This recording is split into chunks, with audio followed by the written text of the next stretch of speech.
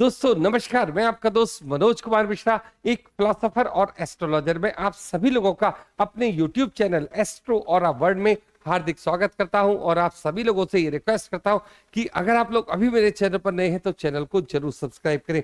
आज हम लोग चर्चा करेंगे वृषभ लग्न वालों का सितंबर 2024 का महीना गोचर के हिसाब से किस प्रकार की ऊर्जा लेकर आ रहा है। तो सबसे पहले तो आप ये चेक कीजिए, अगर आपकी जन्म कुंडली में यह 2 का अंक लिखा है तो ये वृषभ लग्न वालों की कुंडली है।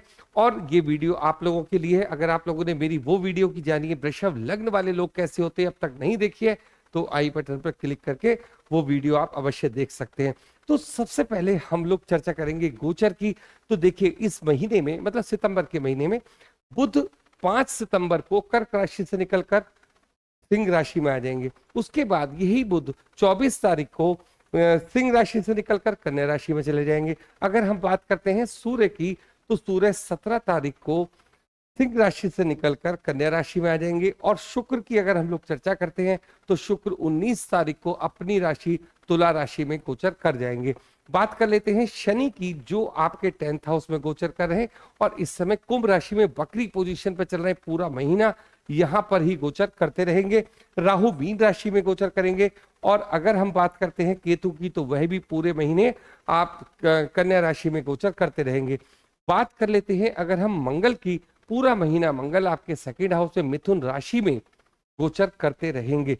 और गुरुदेव बृहस्पति पूरा महीना आपके 1st हाउस में यानी वृषभ राशि में गोचर करते रहेंगे। तो ये हमारी ग्रहों की स्थिति हो गई। अगर हम लोग बात करते हैं डेट वाइज प्रिडिक्शन की तो देखिए 1 तारीख 25 तारीख और से लेकर 29 तारीख तक आपको लोगों से खास तौर से ये कहा जा रहा है कि देखिए अपनी वाणी पर नियंत्रण रखिए, क्योंकि जहां आपने कुछ गलत बोला तो क्या होगा, झगड़ा शुरू हो जाएगा। तो ये एक बहुत अजीबोगरीब कॉम्बिनेशन बन रहा है कि आपके बोलने मात्र से आप ये समझ लीजिए कि ये समझिए कि जैसे लोग इंतजार ही कर रहे थे आप इसके ऊपर कोई रिएक्शन दो और वो आपसे लड़ना शुरू कर दें। इस तरीके की पोजीशन इन डेट्स में बनी हुई है। बात करते हैं 2 से लेकर 4 तक, 17, 18 और 30 तारीख तक। देखिए घर में किसी ना किसी चीज को लेकर विवाद होगा, चाहे वो प्रॉपर्टी हो, गहने हो, कोई भी चीज हो। आप ये समझिए कि आपकी शांति को भंग करने की पूरी तरीके से कोशिश की जाएगी। तो आप इस बात का ख्याल रखिए कि जिस चीज का भी बंटवारा हो रहा है आप उसमें पूरी तरीके से इन्वॉल्व होंगे, हर चीज को सोचेंगे समझेंगे, उसके बाद डिसीजन लेंगे। बात करते हैं 5 से 6 की, 19 और 20 की ट्रबल्ड माइंड, मतलब पूरी तरीके से दिमाग को जैसा कहते हैं ना कि एकदम कोई डिसीजन ना लेने योग्य बना देंगे। मतलब इस तरीके का क्रोध आपके मन में रहेगा। 7 से लेकर 9 तक ऐसा टाइम है शत्रु पक्ष हमारे ऊपर हावी होने की कोशिश करेंगे। 10 से 11, 15 से 16 और 23-24 से गुड समय है, आप जो मर्जी इसमें अच्छे से अच्छे काम कर सकते हैं अपने। 12 से लेकर 14 तक हेल्थ इश्यूज है। 21 और 22 खर्चे वाला समय है। 5 और 6 लव एंड रोमांस का टाइम है। तो ये पूरा डेट वाइज प्रेडिक्शन है। अब हम लोग बात करते हैं, देखिए कहां से शुरू करते हैं, लग्नेश से शुरू करते हैं। लग्नेश कौन है, शुक्र है हमारे लग्नेश है। बैठे कहां पर है, 5th हाउस में बैठे। मालिक कहां कहां के, लग्न के मालिक है, 6th हाउस के मालिक है। बैठे कहां है, 5th हाउस में बैठे। किसके साथ बैठे, केतु के साथ बैठे। 2-3 चीजों का आप ध्यान रखिए। 5th हाउस होता है हमारी इच्छाओं का, 5th हाउस होता है हमारी हेल्थ का, इंटरडे ट्रेडिंग का, और अगर हम देखते हैं हमारे बच्चों का और लव एंड रोमांस का, बहुत सारी चीजें हम 5th हाउस से देखते हैं। अगर आप ये देखो कि लग्नेश का संबंध इस समय किससे बन रहा है, 5th हाउस में लग्नेश बैठे हैं। ये समय जब तक लग्नेश आपके 5th हाउस में बैठे हैं, ये कहिएगा आपका बेस्ट टाइम रहेगा। किस चीज के लिए, जो जो चीजें आप सोच रहे हैं, जो आपकी इच्छाएं हैं, वो इच्छा पूर्ति का समय रहेगा। कारण क्या है, क्योंकि ये किसको देखेंगे, इच्छा पूर्ति वाले हाउस को देखेंगे। तो जो भी आपकी डिजायर है, जो अगर आप ये सोच रहे हो कि मुझे ये काम करना था, तो आप इस महीने कर लीजिए, क्योंकि वो काम आपका पूरा हो जाएगा। देखिए लग्न में कौन बैठे हैं, लग्न में बैठे हैं गुरुदेव बृहस्पति। इनकी 5वीं दृष्टि भी लग्नेश के ऊपर जा रही है। और वे स्वयं कहां बैठे हैं, लग्न में बैठे हैं, शुक्र के घर में ही बैठे हैं। तो ये एक अच्छा कॉम्बिनेशन, एक अच्छा समय आपको मिल रहा है। आप अपनी चीजों को, जो भी आपकी इच्छाएं, उनको पूरा कीजिए। अगर हम बात करते हैं आपके 2nd हाउस की, तो बैठे हैं मंगल। तो देखिए मंगल 2nd हाउस में बैठने का मतलब 2nd हाउस हमारी वाणी भी है, हमारा संचित धन भी है, और अगर हम लॉन्ग टर्म इन्वेस्टमेंट सोचते हैं वो भी है, और कुटुंब भी है। तो जहां जिन लोगों जो आपके अपने लोग हैं जिनसे आप बातचीत अपने घर में करते हो, तो देखिए वहां पर शब्दों का चुनाव थोड़ा सा अच्छे ढंग से कीजिएगा। क्यों? क्योंकि वहां मंगल की एनर्जी है। हो सकता है आपके मतलब मुंह से कुछ अपशब्द भी निकल जाए उन लोगों के लिए, तो क्या होगा, थोड़ा सा वाद विवाद बढ़ जाता है। और शब्द की एनर्जी तो इस टाइप की होती है कि एक बार को शब्द चुभ जाते हैं किसी के, तो ये एक आपको थोड़ा प्रिकॉशन लेना है। क्यों? क्योंकि पूरा महीना मंगल इसी जगह रहेगा। एक चीज का आपको बहुत फायदा कराएगा, वो क्या कि मंगल की 7वीं दृष्टि कहां पड़ रही है? 8th हाउस से। तो जो मैं आपसे कह रहा हूं ना कि घर के बंटवारा हो, जमीन जायदाद जो भी बंटनी है, इसमें आपका जो मतलब पराक्रम का जो मंगल है ना, वो आपको हेल्प करेगा। आपको ज्यादा विवाद करने की आवश्यकता नहीं है। थर्ड हाउस की बात करते हैं। थर्ड हाउस होता है हमारा आस पड़ोस का, पराक्रम का, छोटे बहन भाइयों का। बैठे कहां पर है? बुध।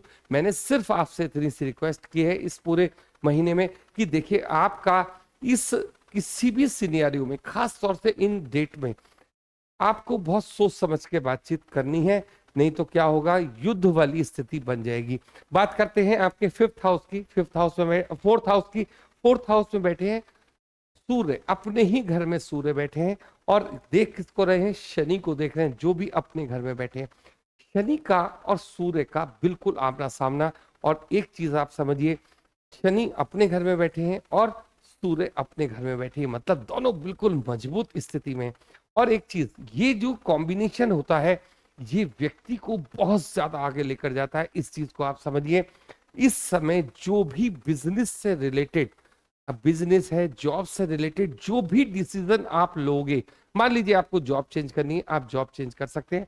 और आपको अगर किसी जगह बिजनेस को बढ़ाना है, एक बिजनेस को छोड़ के दूसरा बिजनेस करना है, तो ये समय आपके लिए उपयुक्त है। कब तक? 17 तारीख तक। तो अब हम लोग बात करते हैं आपके 5th हाउस की। बैठे कौन है? केतु किसके साथ? लग्नेश के साथ बैठे हुए। मैंने आपको एक बात बताया है कि 5th house love and romance का हाउस भी है। आपको देखिए, अगर इस तरीके की आपकी एज है या आप स्टूडेंट हैं और आपका जो माइंड है, देखिए इस समय पढ़ाई में नहीं लगेगा। कब तक नहीं लगेगा? 19 तारीख तक नहीं लगेगा।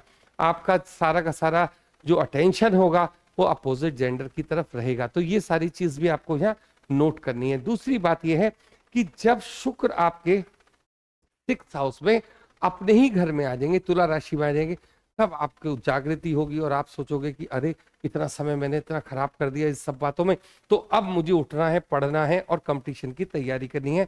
तो ये एक समय आपके लिए बना हुआ है। और जिन लोगों को अभी जॉब नहीं मिली है, 19 तारीख के बाद उनको जॉब मिलने की पूरी संभावना रहेगी। बात करते हैं 7th हाउस की। 7th हाउस किसका है? स्पाउस का हाउस है। और मालिक कौन है? मंगल। बैठे कहां पर है? 2nd हाउस में बैठे।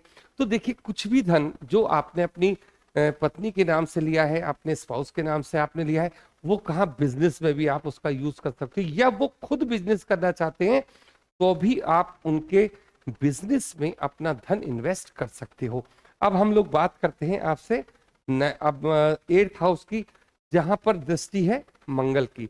अगर आप लोग किसी ऑकल्ट साइंस से जुड़े हो, किसी गुप्त विद्या को सीखना चाहते हैं, रिसर्च के साइड में जाना चाहते हैं, तो ये समय उपयुक्त है। बात करते हैं आपसे 9th हाउस की। मालिक कौन है? शनि। बैठे कहां पे? 10th हाउस में। जब भी भाग्य का स्वामी 10th हाउस में बैठेगा, तो आपसे आपकी भाग्य की जागृति कैसे होगी? काम करने से होगी। इस समय शनि के सामने कौन बैठे हैं? सूर्य। देखिए, आप एक बात समझिए कि जब भी शनि 10th हाउस में आते हैं, एक तो वैसे ही व्यक्ति को क्या करते हैं? काम के प्रति उत्साहित करते हैं, प्रेरित करते हैं। लेकिन जब देखे कि सामने पिताजी बैठे हैं, मतलब फादर बैठे हैं, तो उनका जो ध्यान होगा वो इस तरीके का होगा, कहीं कोई मैं गलती ना कर दूं, जिससे क्या हो कि मेरी जो निगाह है, जैसे सूर्य की निगाह सामने, तो वो कहीं नोट ना हो जाए, मेरी गलती नोट ना हो जाए। तो इस तरीके की चीज आप देखिए कि कितनी तरीके से आपका जो 10th हाउस है इस समय मजबूती की स्थिति में। अगर आप कोई भी डिसीजन लेंगे तो बहुत ही सोच समझ के लेंगे, ये चीज मैं आपसे कहना चाहता हूं। मतलब इस समय आप अपने किसी भी डिसीजन में, किस तरीके के डिसीजन में? 10th हाउस से संबंधित, जॉब से संबंधित हो गया, बिजनेस से संबंधित हो गया, पीछे नहीं मुड़ के देखिए। जो भी आपको काम करना है आप उस काम को कीजिए, आपको सफलता मिलेगी, पैसा मिलेगा। बात करते हैं आपके 11th हाउस की। बैठे हैं राहु। 11th हाउस का राहु क्या करता है कि थोड़ा सा हमारे फादर वगैरह से रिलेशन को खराब करता है, वो एक अलग चीज है। लेकिन फुलफिलमेंट ऑफ डिजायर के लिए ये जो इस समय राहु की पोजीशन चल रही है, वृषभ लग्न वालों के लिए एक बहुत ही अच्छा समय चल रहा है पैसे की दृष्टिकोण से। बात करते हैं आपके 12th हाउस की, मालिक कौन है? मंगल। बैठे कहां पर है? सेकंड हाउस में। देखिए देखिए ये चीज ये इंडिकेट करती है कि जो भी पैसा हम कमाते हैं उसका हम बड़ा भाग खर्च कर देंगे, ठीक है ये बात। लेकिन इसके अतिरिक्त एक बात ये भी मैं आपसे कहना चाहूंगा कि यदि आप थोड़ा पैसा वैसे ही किसी को देने में, चैरिटी वगैरह में देते हैं, तो ये आपकी उन्नति में बहुत ही बड़ा एक ये समझ लीजिए, ये जो उपाय है कि अगर थोड़ा सा पैसा हम दान कर देते हैं किसी को तो हमारी तरक्की होती रहती है। तो इस तरीके की बात भी आपको देखने को इस महीने मिलेगी। अब बात करते हैं जिन लोगों का विवाह नहीं हुआ है, तो देखिए गुरुदेव बृहस्पति फर्स्ट हाउस में बैठे हुए हैं, उनकी जो 7वीं दृष्टि है कहाँ जा रही है? आपके 7th हाउस में जा रही है। एक अच्छा समय चल रहा है आपका लगातार।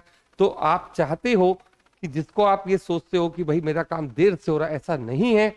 आपको केवल ये सोचना है कि मुझे जिससे शादी करनी है उस तरीके का ऑफर मेरे पास है। तो ये वो समय चल रहा है, आप प्रयास कीजिए, शादी भी आपकी हो जाएगी। तो ये टोटल प्रेडिक्शन मैंने आप लोगों के समक्ष रखी। जिन लोगों को जॉब नहीं मिली है 19 तारीख के बाद उनकी संभावना बढ़ जाएगी। तो ये दोनों चीजें आप नोट कीजिए। आज के लिए इतना ही। आप लोगों ने इतने समय दिया, धन्यवाद।